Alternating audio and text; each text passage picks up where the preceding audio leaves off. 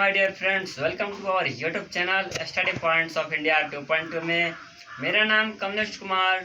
आप लोगों को इस चैनल पे तहे दिल से हार्दिक अभिनंदन करता हूं। जैसा कि मैं आपको पिछले वीडियो में बताया था कि एक आध दो दिन में मोटिवेशनल वीडियो एक लेके आप लोगों के सामने आऊँगा, जैसा कि आज वही वीडियो आप लोगों के सामने प्रस्तुत करने जा रहा हूँ। चलिए बिना देर किए मैं ये टॉपिक को शुरू करता हूँ। ये टॉपिक का नाम है मोटिवेशनल, यानी मोटिवेट करने वाला वीडियो आप लोगों के सामने प्रस्तुत करने जा रहा हूँ। चलिए बिना देर किए शुरू करता हूँ। जैसे हम आप छात्र स्टूडेंट, बहुत सारे लोग पढ़ने वाले छात्र, कोई कार्य करने वाले व्यक्ति, कोई कार्य करते करते थक जाते हैं, उनको समस्याएं उत्पन्न होने लगती है। हर एक समय उनको समस्या से लड़ना पड़ता है, लेकिन वो लड़ नहीं पाते हैं।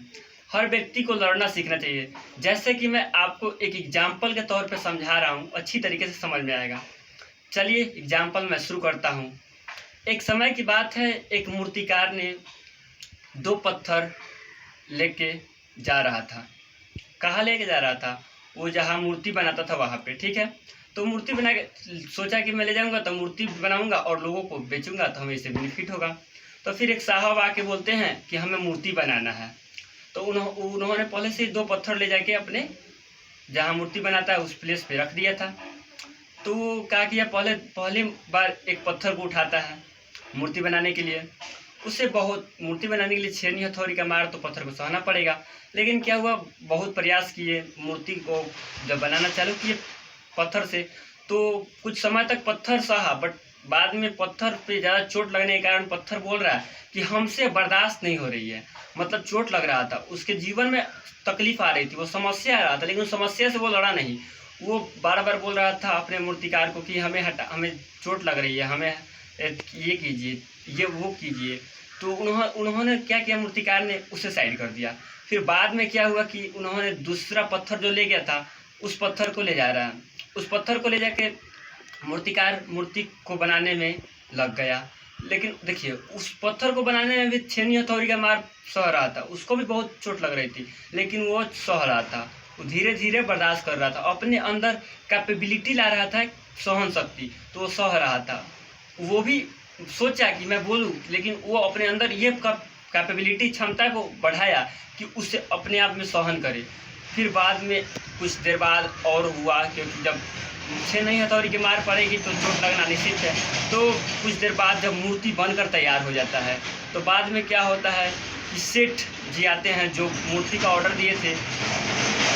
जब सेठ जी जा रहे हैं कि हाँ हमें मूर्ति अब चाहिए, ऑर्डर तो वो दिए थे, जब ऑर्डर कोई देगा तो समय पूरेगा तो अपना सामान ले आएगा। तो क्या हुआ, उन्होंने अपना गाड़ी ले गया और मूर्ति बोला कि हमें मूर्ति चाहिए।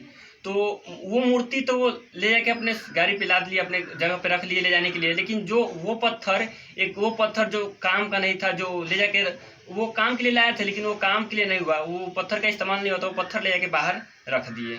तो वो जो सेठ जी आए वो पूछे कि हाँ हम तो मूर्ति अपना ले लिए, लेकिन इस पत्थर को ले जाए।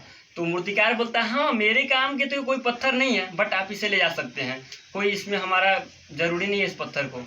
तो उस पत्थर को भी उस मूर्ति के साथ ही रख लिए। तो उस मूर्ति का प्राण प्रतिष्ठा होने वाला था, तो एक जगह उस मूर्ति को ले जाकर स्थापित किया गया, और जो पत्थर रह गया था उस पत्थर को बाहर रख दिया गया। क्योंकि हमारे पुराने और रीति रिवाज में चला आता है, जब पूजा वगैरह होगा तो नारियल वगैरह फोड़ने के लिए कुछ बाहर रखा रहता है मजबूत चीज़, जिस पे नारियल फोड़े। तो पूजा होता था हर समय, जब भगवान जी का पूजा होता था तो पूरा प्राण प्रतिष्ठा हो गया, जब पूजा होता था तो उस पत्थर पे आके कोई नारियल मारता था थवाक से। मतलब जब पूजा होता जब भगवान के नाम लेके उस पर आवाज आता था वो पत्थर। देखिए ये कहानी से आपको यही सीख मिलता है कि वो पत्थर शुरुआत में कष्ट को नहीं सहन हुआ, लेकिन बाद में वो लाइफ भर उस कष्ट को सहने के लिए तैयार हुआ। क्योंकि देखिए वो पत्थर तो वो मूर्ति एक बार कष्ट सहा, भगवान का निर्माण हो गया, वो मूर्ति बन गया। लेकिन वो पत्थर जो पत्थर नहीं सहा, उस दुख को सहने में अनिष्क्रिय साबित हुआ, असफलता मिली उसे सहने में, न सह पाया। तो बाद में वो जिंदगी भर असफल रहा और बार बार कष्ट उसको होते रहा। देखिए यही इसी प्रकार जीवन में है, जीवन में बहुत सारी कष्टों का सामना करना पड़ेगा लाइफ में। हर एक कष्ट को दूर करने के लिए हमारे अंदर शक्ति होना चाहिए। हम उस समस्या से लड़ना सीखना चाहिए, क्योंकि वो पत्थर अगर उस समय सह गया रहता, वो छेनी हथौड़ी का मार, तो वो मूर्ति के रूप में वो भी पत्थर होता, और वो पत्थर जिंदगी भर उसके धमाक धमाक की आवाज़ उसके बैंड पे रहती, उसको बार बार चोट नहीं लगता। क्योंकि मैं यही कहना चाहता हूँ, जिंदगी में एक बार सफल बनने के लिए आपको चोट सहना पड़ेगा।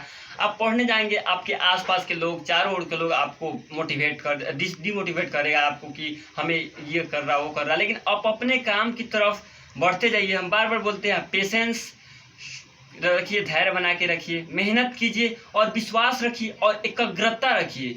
कोई भी काम करने से पहले आपको पूर्ण रूप से एकाग्रता होना चाहिए। पैसेंस रखिए, धैर्य रखिए, तब जाके आपको वो कार्य सफल होंगी। मैं यही बात बताने आया था।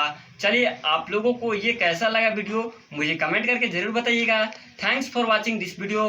Bye bye, take care yourself. फिर मिलते हैं अगले वीडियो में। जैसा कि हम बोले हैं, अगले वीडियो जल्द से जल्द 1-2 दिन में ज़रूर लाएंगे। तब तक bye bye, take care yourself my dear friends, bye.